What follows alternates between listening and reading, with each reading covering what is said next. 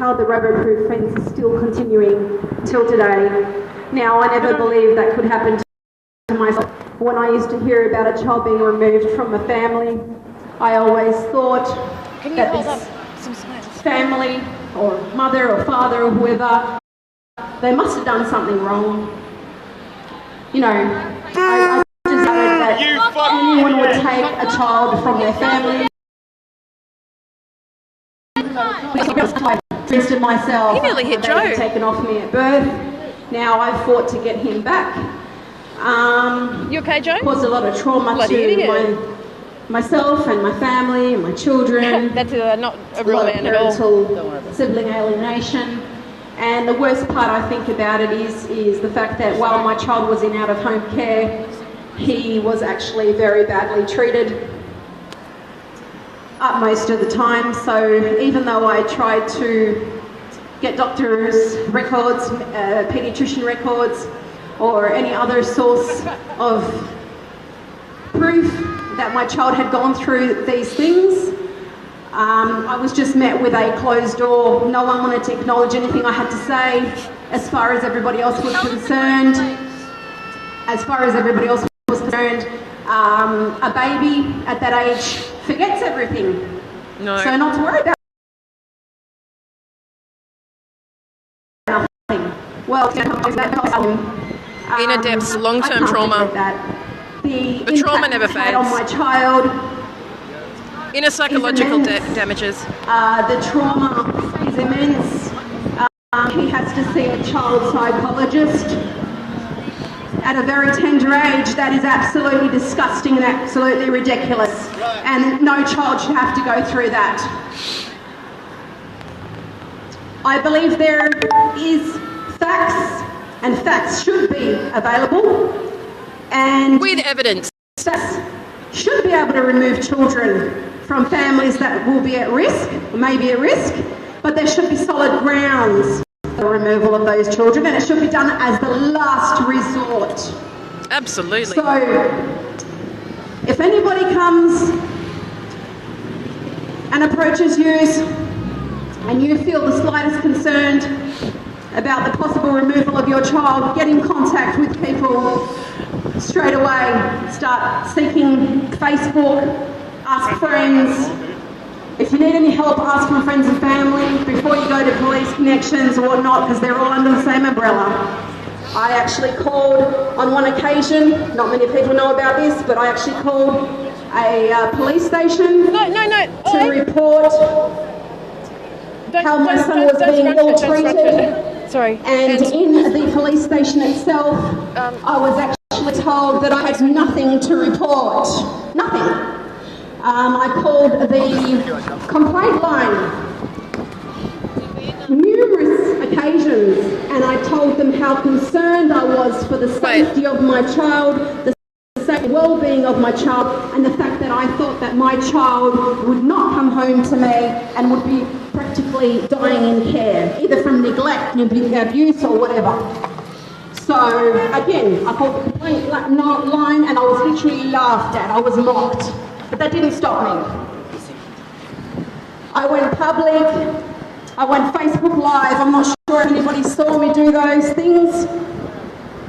I had to remove all of that because the very next day I was taken into court and gagged for 2 years.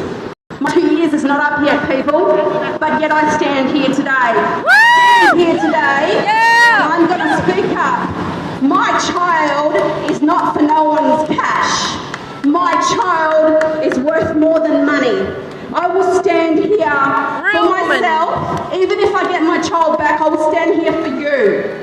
Because our children do not deserve to be taken from innocent families. Our families do not deserve to be torn apart. The trauma, whether someone did wrong or did not do wrong, whether they're rectifying or not. People do not deserve to be degraded. I was spoken to in a very derogatory manner 2 days ago by a worker, and I set that person life straight. I deserve respect, regardless of where I come from, regardless of my religion. religion, regardless of what my beliefs are, regardless of my nationality, regardless of my colour, regardless of how many children I have, regardless of my background, regardless of what I've been through. That should not be used against me. My childhood should not dictify my child being removed as an insult, victimising the victim. No. I will not stand for it, even if I do not succeed when the time is right to fight for the innocence of my child, the neglect and the abuse and the trauma caused to my children and my family. Even if I don't get anywhere in the court of law, this mouth will not be shut. Mother's I am rights. dragged through the courts and I am taking major risks on speaking out, but my baby and my children mean the world to me, and I'm prepared to do anything, at any means and any costs. I will not be silenced. There was a point in time where I was silenced. Yeah. I was scared. And I don't blame any parent for feeling that way. Yep. My baby was taken from me at birth. I did not deserve to have my children taken. No solid grounds.